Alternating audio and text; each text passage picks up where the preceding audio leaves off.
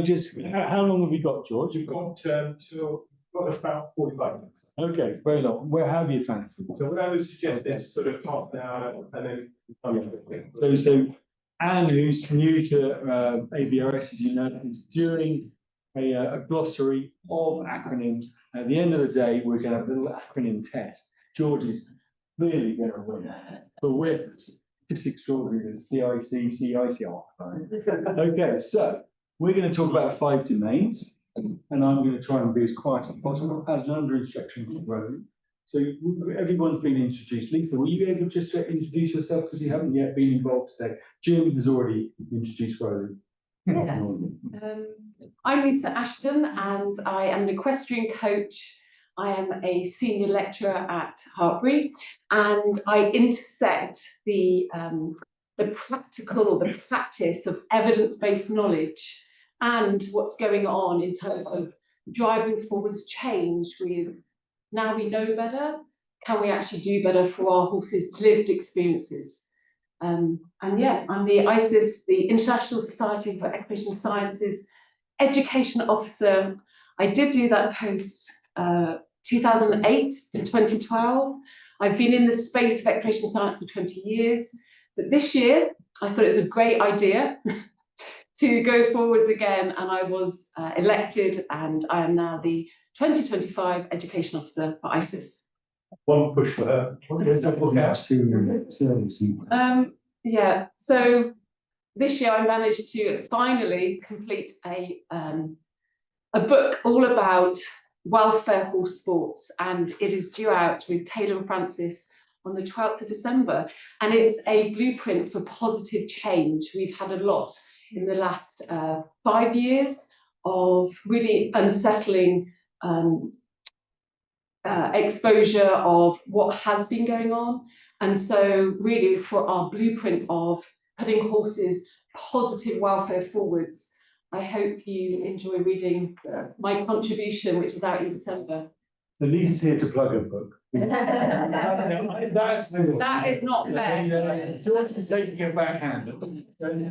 Quite straightforward. Now, Roly and I were at uni together. We're both vets. We've been vets for coming on for 35 years now. We took different pathways. I'm a general equine practitioner, as you know. Roly, Chief Executive of World Horse Welfare, the leading equine charity in the UK, and that is primarily because of Roly. Back in the day, it was the ILPH, and there are many other charities, but now one could argue the voice of the industry in the UK, and that's our industry, is Roly. So he's always worth listening to. He'll get very angry with me. I got involved in veterinary politics back in the noughties. In 2006, I was at the launch of the Equine Code of Practice for the Welfare of Equines. That was in 2009. You may remember that code being launched on the back of the 2006 Animal Welfare Act. And that was the brave new dawn. And since then, things have changed, things have moved on, but the argument is, have we moved on often enough? And one of those changes is that code of practice was based on the 5 freedoms. And we now have the 5 domains. And why have they changed from 5 freedoms to 5 domains, Roly? Well, our understanding of what creates good welfare is changing all the time. And so, any piece of legislation, any piece of regulation, any piece of advice always needs to be regularly updated. And I think there is a temptation to say it's all about the 5 domains and the 5 freedoms were rubbish. Actually, the 5 freedoms were absolutely brilliant. They dated back from the 1960s, transformed millions of animals' lives, admittedly mainly farm animals, over the years. And very crudely, as I'm sure you all know, the 5 freedoms is freedom from the 5 areas, avoidance of the negative, and which is a really important part of welfare, to make sure that our horses are not having a bad time. But what the 5 domains really builds on there is say, yeah, that's part of it, but it's also part to ensure that they have a good time. So when we talk horses about being sentient beings, that means that they can have negative feelings, but they can also have positive feelings. And the challenge we have at the moment is that science tells us quite a lot about the negative. What an unhappy horse looks like, what a horse that's in suffering pain or discomfort in some form or other. But what are still short of is really robust evidence to show us what a happy horse looks like. And you know, all of you in the room, you know, I know you know that what your horse is and whether they're having a good or a bad time. As horse people, that's innate. But I think the challenge now is to be able to show that in robust, measurable ways, so that we can really show to the world at large, but more importantly to ourselves. And if I could just disagree with Jim passionately on one thing, is social license. Don't worry about social license. It's about public acceptance. But what we've got to worry about, or what we've got to focus on, is our horses and our. And if we get that right, then the rest will take care of itself. Well done, Ross, well done. And how, these 5 domains, how is it relevant to riding schools, and how do we go about implementing? Yeah, the bit that I'd like to add from Roly's first bit, the difference from the 5 freedoms. The 5 freedoms actually taught us to prevent suffering. What the 5 domains has actually invited us to do is to promote thriving. And I think this is an exciting bit for riding schools. We can actually now use evidence-based knowledge to demonstrate our interactions as being enriching for horses. And I'll come on to this afternoon about how we can actually have better than expected outcomes for horses by having light aids, they're sentient beings, with a clean release that gives our horses a better than expected outcome. So actually known as a positive prediction error, which we talk about in for humans, but if we can get a better than expected outcome for our riding school horses, so they're in sound carriage, so they are absent of relentless pressure and habituation to reins and legs, we can actually demonstrate the release of dopamine, and that is what we mean by a better than expected outcome, by having a positive prediction error. So when we can do that, we have the evidence that we are actually demonstrating that we can help horses live a thriving life rather than just out of suffering. So in a riding school, okay, so we've got these horses, we're in a riding school, they do their work, they go out in a paddock together, probably in a social group. Some of them are in stables, but a lot of them live out in paddocks. How do we implement that? So, you know, feeding schedules, turnout schedules, handling drugs, and how do we communicate that to our staff or our volunteers as how we do that on a day-to-day basis? I think we need to understand first and foremost the domains model. And so the domain itself is about taking each of the nutrition, domain 1. The next one is physical environment. You've mentioned about making sure friends is at the heartland of a riding school, that our horses are not in isolation. The third domain is health, which I think we're excellent. I'm surrounded by all the vets around me. We've been leading in health for like 60 years since the 5 freedoms, but now it's time for behavioural interactions to actually show up. So this is the 4th domain in the 2020 model of the 5 domains, and it's split into 3. So domain 4 is A, the physical environment. So this is the behavioural interactions inside our physical environment. We've got some great footage from Team Toucham showing later this afternoon with what they've done to their physical environment to enhance the behavioural interactions of their horses. We've also got the behavioural interactions with other horses, so having a best friend, a BFF, and we don't get to decide that. That's the interesting thing about having a pair bond. Horses need to have the proximity to actually not be near a horse that perhaps isn't their BFF. And have we actually facilitated that in our riding schools? This afternoon, you will hear from a riding school that has really renovated. And what I mean by renovated is they've kept what is working, but they're just updating what isn't. And this is you'll hear more from Team Toucham this afternoon. So I'm guessing we're going to hear more about that this afternoon. Roly, you're not here this afternoon. Now, these 5 domains and how they interact, social interaction we've discovered is one of the most important things. How, for example, in your gold standard farms, World Horse Welfare establishments, how do you implement the domains, and how do you do that differently to how you did 5 or 10 years ago? Well, so just pick up on what Lisa said. The big difference between the 5 freedoms and 5 domain is the focus around mental well-being as well as physical well-being, and it's obviously promoting the positive, not just the avoidance of the negative. But I think, as Lisa's pointed out, it's that behavioural interaction that is a real development within 5 domains framework. And the 3 levels between the horses and the environment, between horses themselves and between horses and humans. And that's, you know, from a riding school context, that is critical. And I think you asked at the beginning of this question, how can we implement this? How do we know how to do it? Well, the key thing around the 5 domains is you listen to your horses. And that is what we try increasingly. And I'm sure there's many gold standard places, riding centres in the room, and I certainly wouldn't want to think of our places as gold standard, because we're learning like everyone else. And the presentation I'm going to give shortly is just to talk us through about how we've tried to implement the 5 domains framework in one of our centres. And it's, you know, it's quite illuminating, but you've also don't think you're going to get 100% or 0%, because you're going to get somewhere in the middle, and there's going to be some really challenging questions to answer. But this is more a frame of mind. This is more a sort of culture change within how, you know, we're looking at rather than saying, well, let's do what's best for our horses. The thing is, what are horses asking us to do for them? And I think it's that sort of kind of subtle change of emphasis in our minds that I think the 5 domains framework can really help us do.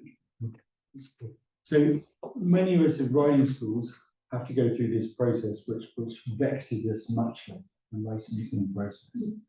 And the star system does cause us a lot of trouble, because we understand that the 5-star system is based on welfare and many of these things.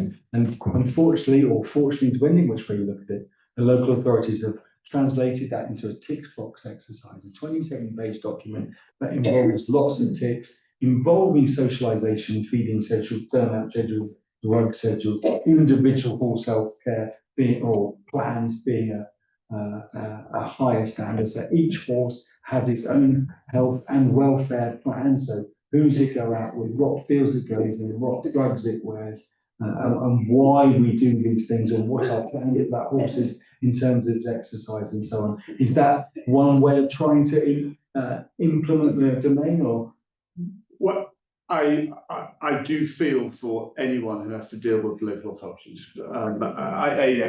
It's annoying that, and you know, obviously, horse welfare's interaction is actually far more, you know, on the enforcement end. And, you know, when there's breaches of the Animal Welfare Act, and only local authorities or the police can take a case. Obviously, the RSPCA do take cases, but they're privately, effectively. So the real challenge we have from an enforcement perspective, it's just a postcode lottery. Those that do it and those that don't. And there's also this challenge of people. You know, yesterday they were licensing a pub. Today they're licensing a riding school. So there is that lack of understanding. And I completely understand and share your frustration in that.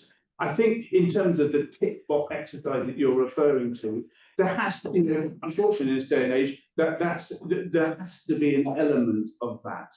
But I think until this assessment, because it doesn't matter which field your horse has turned out to and what sort of healthcare plan it's on, you know, it still may not be a horse that is living a good life. It may be living just a life worth living. So until we can have some kind of assessment of what the horses are telling us in all of this assessment system, then I think it really does risk the fail. So I think all I would say is, working collaboratively together, we can get that change. It's not going to happen overnight. It's not going to happen next week. But, you know, there is, you know, by working together, we can get that changed, and of course it needs to change. Absolutely. And so one thing I would say in terms of licensing, when people come up to you and say, you know, my local authority, and forgive me if I'm using you as an example, and you come up to you in the last 24 hours, you know, gets upset because I don't use snaffle bits. That's fine, but if you've got a Kimblewick in there, or you're using a flash nose band, we need to know why. The local inspector wants to know why you're using a upper bit or a tougher nose. And if you've got that written down, that's all we want. Feeding schedules, yeah, you've got a feeding schedule on the wall in your feed room, but it clearly hasn't been changed since last year or the year before. That doesn't help. You know, if you've got a social group, over there, just a few words as to why it's in that social group.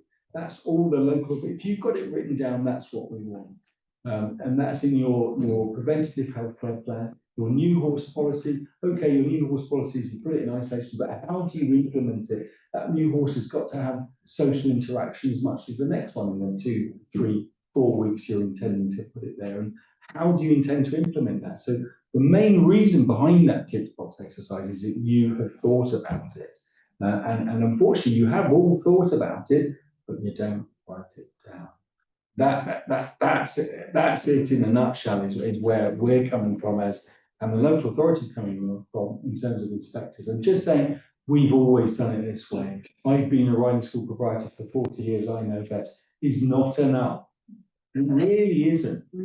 I would like to add as well about the tick has been a tick from the inspection, but what I'm really interested and excited about is that tick now is about meaning, and it's about the horseness of the horse. It's got a word called telos, and all it actually means is, are we erring on the side of the horse? So now you've got your ticks for inspection. I believe the ticks are actually meaningless, or you bringing meaningless for the lived experience of the horse, and you can demonstrate that in practice rather than just in paperwork. Absolutely. So interestingly, if you've got a 5-star license and you haven't had a full inspection for 3 years, you come along and the policy and the exercise program, everything hasn't changed in those 3 years. The inspectors will start not to like that, because you haven't done progression or even thought about what you're doing in terms of trying to implement these things, this tick box exercise that's trying to improve the horse. Yeah, and that's really important, that we can actually demonstrate progress. Roly mentioned it, and we had a great visit actually down in Somerset. And the key theme is progress. We are not seeking to demonstrate something that perhaps will never achieve. And getting closer to the truth about horses is about curiosity, but also about the ability to unlearn and to bring up what you mentioned about culture and mindset, and the whole sort of beautiful space that we can show up in because of inspection is to actually ask the question, what is it that I might be missing? To have a little bit of sort of what we call humility about how we do things. And it doesn't mean that our past isn't appropriate. Like, why I share the word renovate is because I believe we keep what works, but in reality, there are things that we're constantly learning and updating, and I mean constantly. That's because we have great minds, young people's minds, doing research and curious to actually do better for horses. Why would we not want to then take that up? And maybe that requires the discomfort of unlearning. And I talk about this in my book because actually there probably isn't a reference point to support us in the discomfort of unlearning. And heritage is so important to all of us in the room, but actually now we know better. What can we do to actually give horses a more enhanced experience of our interactions in riding schools? And certainly to see that ripple out over the next couple of years, I think will go beyond a tick box. So Roll, say your Somerset farm, which is a I know you say isn't gold standard, but from our point of view, it probably has to be higher than yours. If you've got a new batch of new horses coming, they don't know each other. You've got, say, 5 new horses coming. How do you look after their mental well-being on a rider? They'll come from a poor background. They're new to your premises. So they've got a biosecurity risk. How do you practically manage that? I mean, we are very fortunate that we have the land, and therefore you can, and obviously with electric fencing out and different ways of dividing fields up, you can be a lot more flexible around what you're doing in terms of managing biosecurity. So we will bring them in, and the big change we've made, it's not rocket science, I admit. The big change we've made over the last few years is that when these horses come in, we used to want to get hands on with them straight away, get the farrier to come in and look at them, get their teeth checked, and etc. etc. Actually, we bring them in now. We just turn them out, and obviously, you are worried about flu, yes, and of course, infectious disease that can travel on the wind. We're most obviously worried about strangles and that direct contact diseases. So actually, you don't have to split horses up too far to actually to get separation, but they can see each other. Obviously, a lot of these animals that are coming in don't necessarily come in alone, they come in pairs, so you keep them together in their groups, so long as Lisa, picking up on Lisa's point, is that you've got to listen to what the horses are saying, and if they don't like each other, they don't like each other, and so you need to separate. So it's very much listening to them, but we will now actually just let them settle for 3 or 4 days, and the difference it's made is extraordinary. I mean, some of these are semi-feral, they've never been handled or hardly ever been handled, and if they had been handled, they've been handled very roughly. So, there's a real trust process to build there.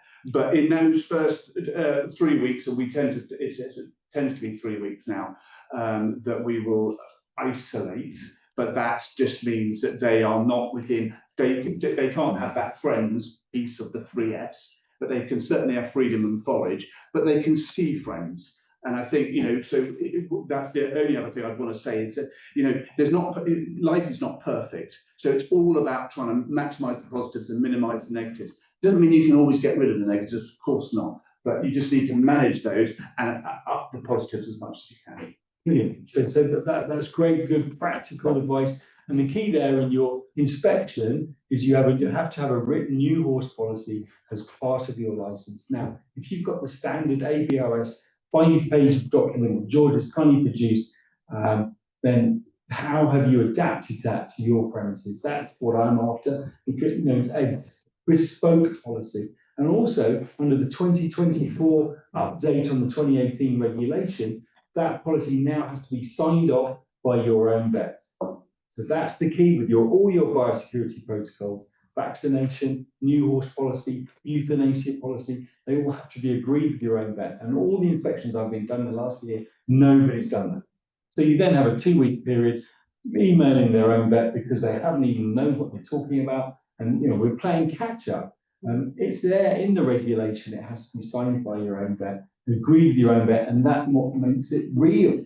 A printed out document from the BHS or the ABRS that you haven't even read, you've just put it in a file because you've been inspected, is not real. And that's the progress that we, the inspecting vets and the local authority under guidance from other primary authorities are after. And just resting on the laurels is not enough. Reminds me of that phrase that we don't actually rise to our intentions, but we actually fall to our systems design. And I think the framework of the 5 domains really helps us to sort of place at the centre the horse's lived experience, and we say on the side of the horse. And I really feel that as we take that forwards, the ripple effect will be quite phenomenal for the evidence that we are actually presenting the opportunity for horses to have positive experiences. And in particular, just even things like mounting, like how our horses present themselves to the mounting block for our multiple riders with multiple signals. And it is a load on our horses in service to riding schools, and how we can actually show up and shift that mental state for that horse, because now we've made the mounting block the context of something attractive.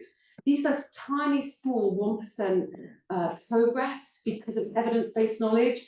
I am talking about this later about the first principles in horse training, but key things that make what was aversive now attractive through the application of learning theory will really expand to anybody that is non-equestrian. Our horses actually are being enriched by our interactions, as opposed to us using in service a sentient animal, which, let's be honest, in 2025 is causing a lot of concern and shift in other species, such as racing greyhounds and being able to actually use animals in service.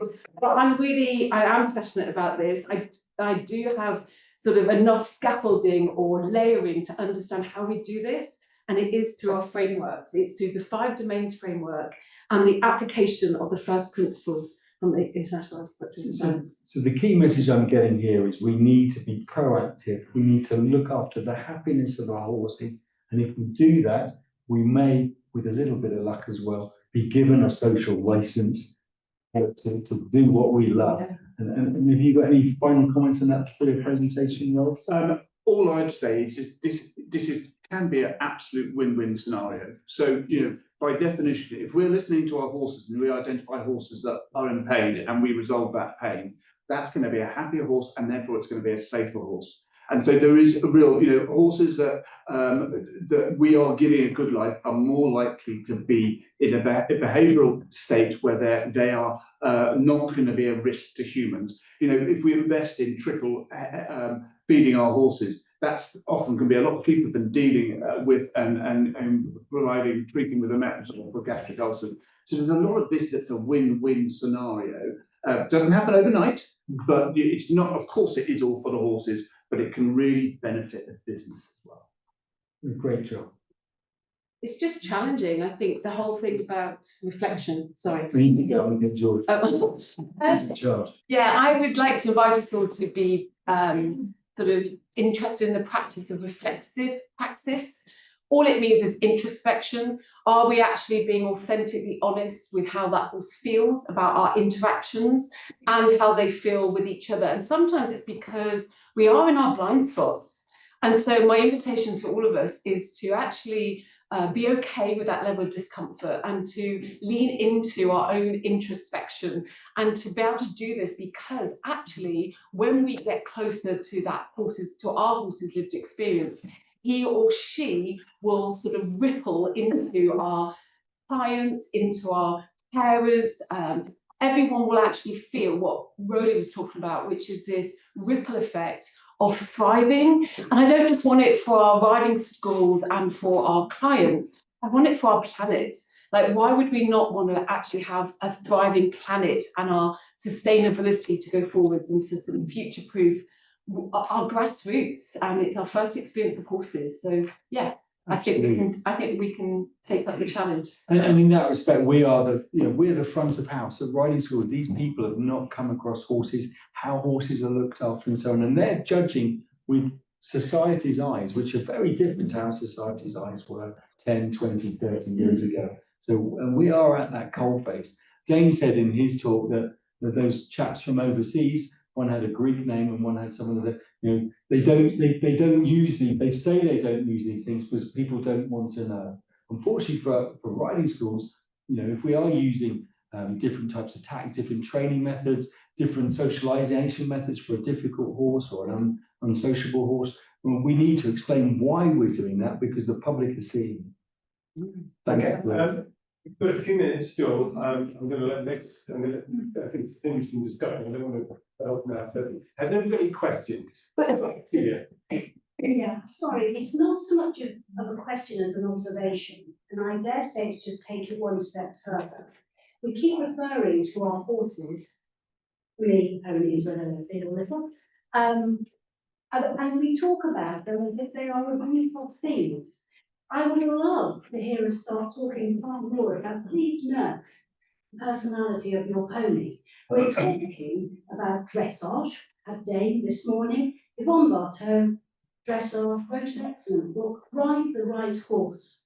It's about knowing the equine personality you're dealing with, and you can match people to pony, and I assure you, if you have Mrs. Grumpy come to your yard and go, oh, I don't think you should be riding at all, and I say, would you mind Jane, this pony loves going out for a canter because I know this pony, you can actually change her perception because you have shown that you actually know your animal as an individual, not as an asset. So, I would like to add on to that, actually. The actual very first principle from the International Society for Equestrian Science is actually to have the safety of the horse and the safety of the human. And it's our ability to match the two. And there's three things that really impact this. One is actually the genetics of that individual horse. So we're going to look around the room at the different breeds that we have in service to us. And the second part is their learning history. So that's your comment on know our horses. They will have different learning histories. And the third part is their current environment. Now, we know that horses need predictability and controllability of their world. And so actually the comment is at Celia. I really appreciate the fact that when we show up and actually take all of those three elements into our full introspection, into our full honesty, and we're authentic, perhaps there are some horses that absolutely may not even be in an optimal place at our centres. So, Sorry, I think that's like, yes. Like, of course. Okay, so they're not all ponies are suited or going to be happy in that kind of riding environment, but some who are, you acquire them and they're lovely and you like them, they might be very good at that time. Yeah. So it's all this generic stuff. Feel ways. But Celia, you raised a really good point, but I certainly wasn't being generic. The key point I was trying to get across was we've got to listen to our horses. Each one. We got each individual one, absolutely, couldn't agree with you more. do you remember we were Well, sure. Go on, yes. Can I just ask, what have Hartbury done specifically to change their stable management in the last, say, 2 years, based on the stuff that you've been doing? We now actually do a checklist from the University of New England on their lived experience. I do that with the students mid-semester, and we explore how we can add to their mental, improve and enhance their mental state. So what's actually changed in terms of like, do they do different turnout, do they do different, because obviously you've got quite a lot there, haven't you? And I appreciate that. Yeah, I mean, I am part-time, I do 2 days a week, and I show up teaching my students all about the 5 domains checklist from the University of New England. They have set up a welfare advisory group, and I think what my understanding with Hartbury is there's lots of different populations of horses, some that are transient, come in term time, others. So they are certainly investing a lot more, whether it's changed yet, but in certain of turnout spaces, that has been a real focus for them. How much progress they've made, I'm not sure, but it's certainly something that they are seriously looking at and trying to invest in. Part of this project going forward is very exciting. We haven't even started it yet. Well, we have, we've done the first day. And first of all, the big challenge, we often talk about care, not care, it's welfare. And welfare is different to care. We provide excellent care, but how the sport's feeling about it, it may not like it. You know, you can have a top-class stable or beautifully done out, which ticks all care boxes, but then you look at how the horse feels and he hasn't got his mate, or whatever it might be. And since embarking on this project, we've just made so many little changes. Oh, he doesn't like that. He wants to go over there. We want to do this. Oh, actually, came back from Somerset, and when I've been moaning about all the hay which is outside the stable, so we've had the horse outside the stable so they could see each other while they were eating. So it's like now we have hay outside our stables, and just little things like that has changed. So, and it's exactly that, it's changing how we think, not necessarily what we do, but how we think. Thank you. Any more questions? Jane? I just was trying to keep things simple, because when we talk about assessing the lived experience of the horse, how really you can measure that. For example, I have one measure with my dog about when he goes into kennels. And I've now found a place where he goes into kennels and he gets out of the car and he runs into the door of the kennels. Some places you've taken in, I thought he's meant to be going backwards, and you can see it in his body, and that's just an example. But I think with horses, you have to really look for those signs. But I just wondered, being you two and your experience, if there's a few quick tips you could give people to sort of work out what we might be driving at. Well, so I think they need it. well, I'm not sure you do need it, but it's really important to pick up one specific point earlier. You've got to know what normal is, and all of our horses have different personalities. And so, in terms of whether your horse is in a positive mental state or not. You know, you as the owner of that horse are going to be in the best position to be able to say what is normal and what is abnormal. And then when there's something is not right, to be able to try and explore why that might be. So I think for us, in terms of very simple, that is the most important thing, for you to know your horse and to know what is normal and what is abnormal. And building on from the dog story, you know, if your horses are showing up for interaction with you and your clients as opposed to avoidance behaviour, so look away, turn away, walk away, and you're calling that a catching problem,